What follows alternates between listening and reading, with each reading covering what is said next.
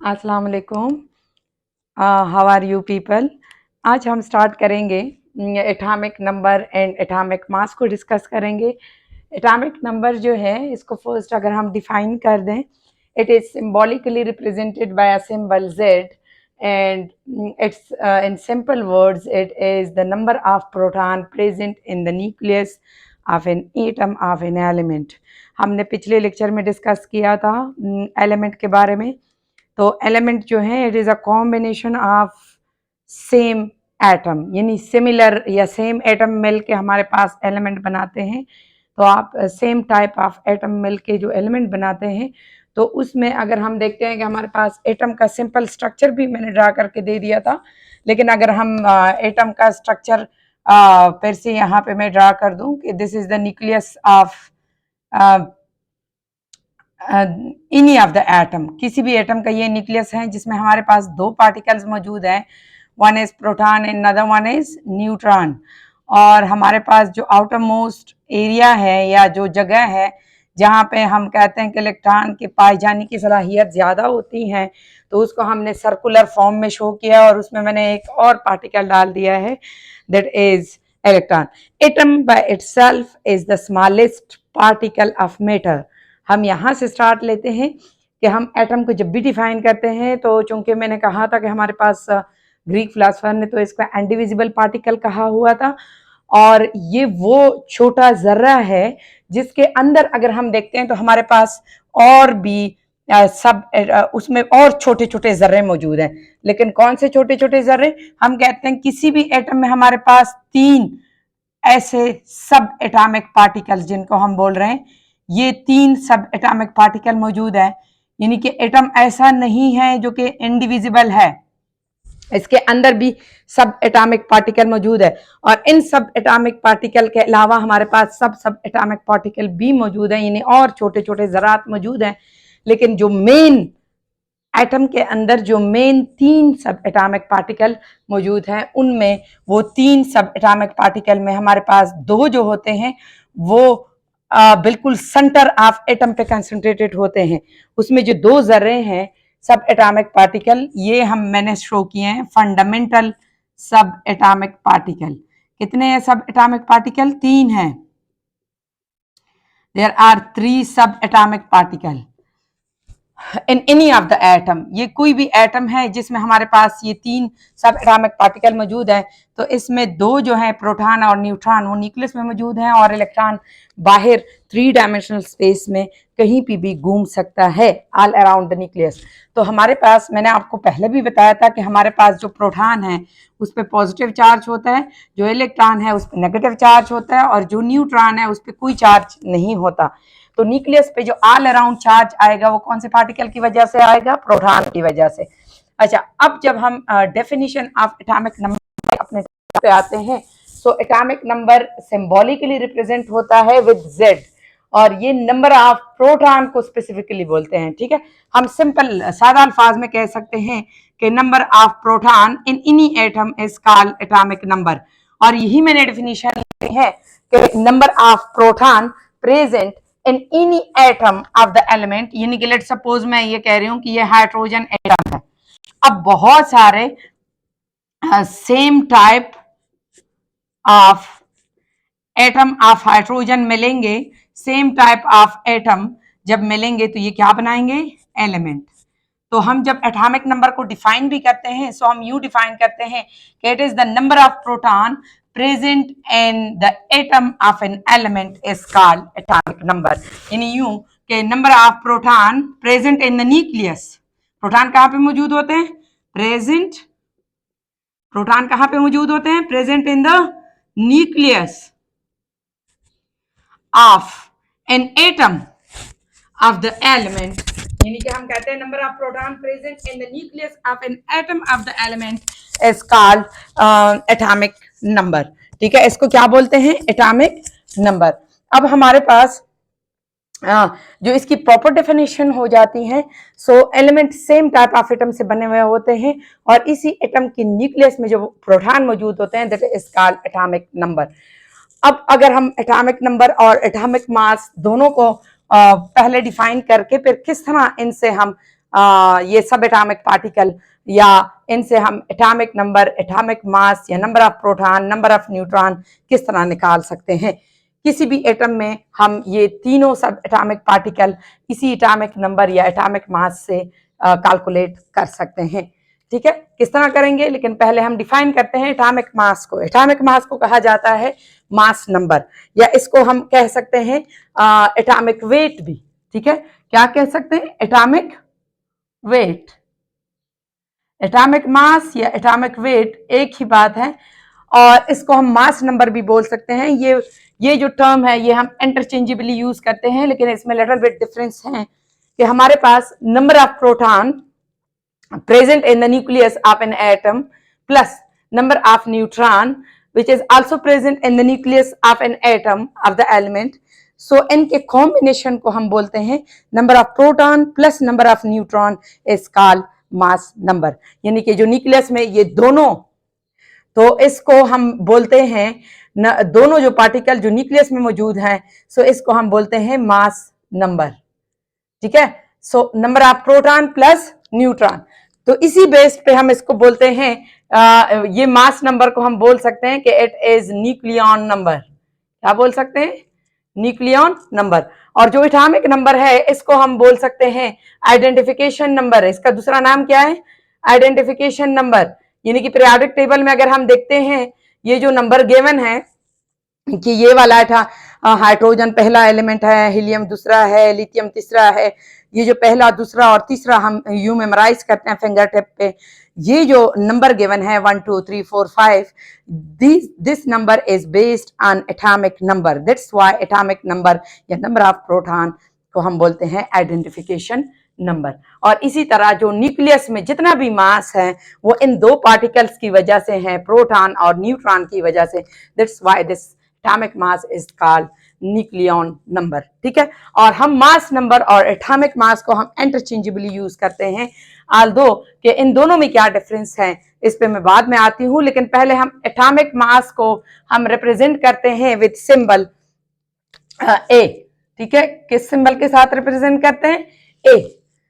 Symbolically atomic mass या mass number किसी भी एटम का हम सिंबॉलिकली रिप्रेजेंट करते हैं with symbol A, do remember.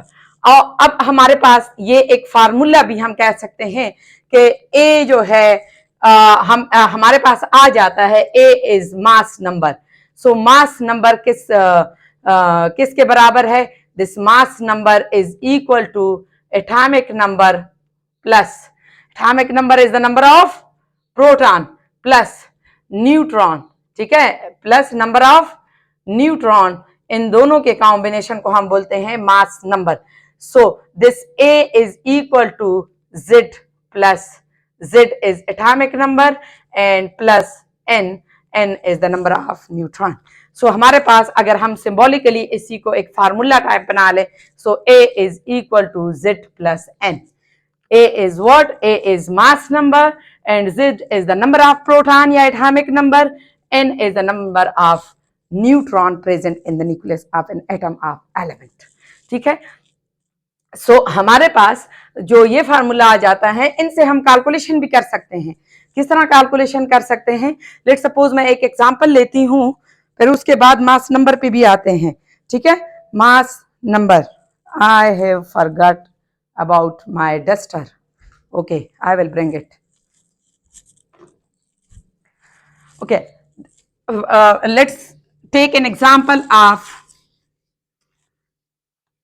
any of the element. Let's suppose if I have taken the example of question, if I will give you a question like we are having any of the element x whose atomic mass is 2, अच्छा, अब हम x को या symbolically जब भी हम atomic number और atomic mass को देखते हैं, कोई भी अननोन एलिमेंट है, लेट सपोज x है, इसके एटॉमिक नंबर और एटॉमिक मास को हम किस तरह शो करेंगे, जो पीरियोडिक टेबल में गिवन होता है, हर एक पीरियोडिक टेबल में, वो हम स्टार्ट करते हैं। आप यूं याद रख ले कि a से स्टार्ट होके ये z पे एंडेड अप होता है, यानी कि यूं आपने याद रखना है A to Z। ये यूं भी हो सकता है कि किसी सिंबल्स में यूं भी शो कर सकते हैं A to Z, यानी A is what? A is mass number and Z is atomic number, लेकिन मोस्टली ये यूं होता है, यानी Z अगर यूं है ये A, तो हमारे पास ये A to Z याद रखें, यानी कि A ऊपर होगा। A is what? A is mass number. अब हमारे पास कोई भी एलिमेंट है जिसका मास नंबर है X के ऊपर अगर मैं लगाऊं यूं यहाँ पे 238, ये कोई एक एग्जाम्पल है जो मुझे याद पड़ता है कि इसमें अगर हमारे पास यूरेनियम यू है तो इसमें इसका एटॉमिक मास जो है 238 है और जो उसका एटॉमिक नंबर है दैट इज 92। अब अगर इसमें सवाल आ जाए कि find out the number of proton, electron and neutron in this element, calculate number of proton, electron and neutron in that element whose atomic mass and atomic number is given। ठीक है, अब अगर हम इसको, हमें पता है number of proton is called atomic number and atomic number of that element is given over here, so that is 92। so number of proton कितने हो गए? 92। अब जो हमारे पास नंबर ऑफ इलेक्ट्रॉन है वो हमेशा से बराबर होते हैं नंबर ऑफ प्रोटॉन के। मैंने पहले भी बताया था कि number of proton will always equal to number of electron. ठीक, सो इसमें अगर प्रोटॉन 92 है तो नंबर ऑफ इलेक्ट्रॉन भी 92 हो जाएंगे। अब number of electron is also equal to 92। But अगर हम नंबर ऑफ न्यूट्रॉन इनसे फाइंड आउट करते हैं, so number of neutron is equal to, एक तो आपको वैसे भी अंदाजा होगा, एक मैंने जनरल यहाँ पे फार्मूला बता दिया है कि अगर इस फार्मूला से हम न्यूट्रॉन निकाल दें सो n या अगर हम इस फार्मूला में जो Z है वो पॉजिटिव है, Z इज एटॉमिक नंबर, अगर इसको मैं इस साइड पे लेके आऊं तो ये नेगेटिव हो जाएगा। So A minus Z is equal to n, ये फार्मूला यूं भी लिख सकते हैं ना। So n is equal to A कितना है? A is what? A is mass number, that is 238 minus atomic number 92. It is equal to how much? It is equal to 238 minus 92. It is equal to 12 3 136। What? 136। ये यहाँ से 1 चला जाएगा, no यहाँ से 1 नहीं गया, 146 हो जाएगा। ये 13 है तो 13 minus 9 it is equal to 4 और ये 1 रह जाएगा तो 146। तो नंबर ऑफ न्यूट्रॉन हमारे पास आ गए हैं बाय सब्सट्रैक्टिंग एटॉमिक मास से, हमने by subtracting atomic number from atomic mass। atomic mass is 238, atomic number is 92, so it will become equal to 146। so ये हमने एक जनरल एग्जांपल ले ली। इस तरह आप सारे एलिमेंट की जिसके गिवन हो कि आप कैलकुलेट कर दे इसमें number of neutron, number of electron या नंबर ऑफ प्रोटॉन, तो नंबर ऑफ प्रोटॉन तो आपको एटॉमिक नंबर गिवन होगा, मोस्टली एटॉमिक मास से एटॉमिक नंबर निकाल के हमारे पास नंबर ऑफ न्यूट्रॉन ही आते हैं। अच्छा, अब मैंने आपको कहा कि मैं लिटिल बिट इसका डिफरेंस बताऊंगी कि what is the difference between atomic mass and mass number. हम इंटरचेंजेबली ये वर्ड यूज करते हैं लेकिन इसमें लिटिल बिट डिफरेंस आता है कि एटॉमिक मास और मास नंबर में क्या डिफरेंस है, उसी पे आते हैं। एटॉमिक मास जो है वो हम किसी भी एटम का यानी कि हम किसी भी एटम का जब मास लेते हैं, किसी एक atom by itself is one of the smallest particle। ठीक, मास नंबर जो है वो सिंपली हम कहते हैं कि मास number is the number of proton plus neutron, यूं हम कह देते हैं। सो मास नंबर हमारे पास होल नंबर में होता है, इसमें कोई फ्रैक्शंस नहीं होते।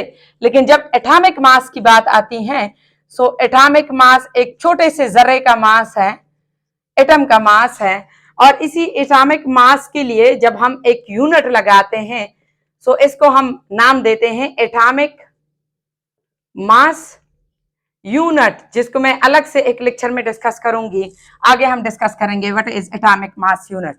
और एटॉमिक मास जो है, क्योंकि इस मास नंबर कॉम्बिनेशन है इन दोनों का, तो इसकी कोई यूनिट नहीं है, ठीक है। Mass number is having no unit, but atomic mass unit का यूनिट है, that is A M U, और इसको हम सिंपली यू के साथ भी शो कर सकते हैं। किस तरह? यानी एटॉमिक मास जो है, इसमें आपका सवाल ये भी बनता है कि जब भी हम एटम का मास लेते हैं, एटॉमिक मास, तो इसमें हम इलेक्ट्रॉन के मास को क्यों निगलेक्ट करते हैं?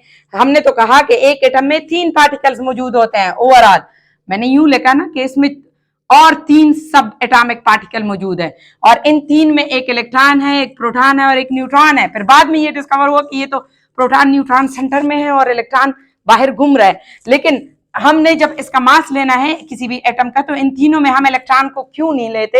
एटॉमिक मास में हम इलेक्ट्रॉन के मास को नेग्लेक्ट कर सकते हैं, as electron is having much more smaller mass compare to proton and neutron, so we can neglect the mass of the electron by taking the whole mass of an atom. और जब भी हम atomic mass की बात करते हैं, so atomic mass जो है वो फ्रिक्शन में आती हैं, ठीक है। एटॉमिक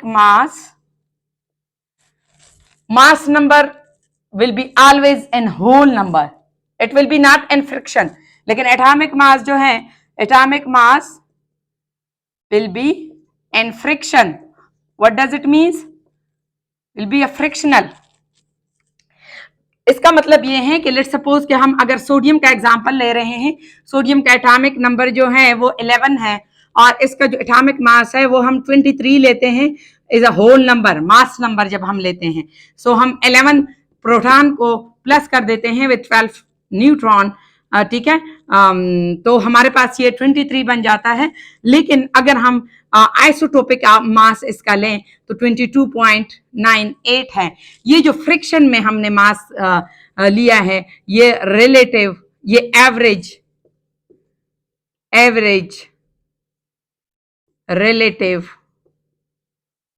एटॉमिक मास है। ये क्या है? एवरेज रिलेटिव एटॉमिक मास, ये एवरेज आइसोटोपिक मास है। What is isotopes, what is relative atomic mass, ये हम डिस्कस करेंगे। लेकिन ये जो हमारे पास एटॉमिक मास है, एटॉमिक मास हमारे पास फ्रिक्शन में मौजूद होता है, और वो फ्रिक्शन में क्यों होता है? क्योंकि हम इसको रिलेटिव एटॉमिक मास लेते हैं। रिलेटिव एटॉमिक मास, अगर सादा अल्फाज में मैं बताऊं कि रिलेटिव बन जाते हैं, एक दूसरे के रिलेशन बन जाते हैं। किस तरह एक दूसरे के रिलेशन बनते हैं? जब उसमें कोई ना कोई खूनी रिश्ता होता है।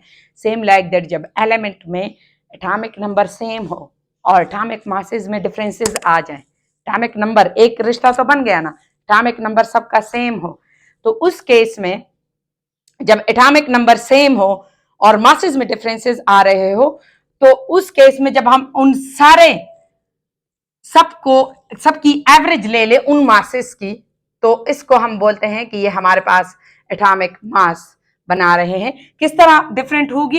क्योंकि हम अगर देखते हैं कि कार्बन है, कार्बन के बहुत सारे ऐसे, कार्बन 12 भी मौजूद है, कार्बन 13 भी मौजूद है, और कार्बन 14 भी मौजूद है। सो हमारे पास ये डिफरेंट आइसोटोप मौजूद है, किसके? कार्बन के। लेकिन इस कार्बन में जब हम देखते हैं तो हमारे पास इन सब के चूंकि आइसोटोप्स है एक दूसरे के, तो इसमें हमारे पास इसके कुछ ना कुछ रिलेशन है, और इसकी रिलेटिव एबंडेंस हम लेके उसी से हम कैलकुलेट करते हैं एवरेज एटॉमिक या average atomic mass. Periodic table में हर एक एलिमेंट के आइसोटोप मौजूद है, हर एक एलिमेंट के अब जैसे ये कार्बन एलिमेंट है, इनके हमारे पास ये वाले आइसोटोप है। इसी तरह आपने पढ़ा है क्लोरीन के 2 आइसोटोप है, क्लोरीन 35 और क्लोरीन 37।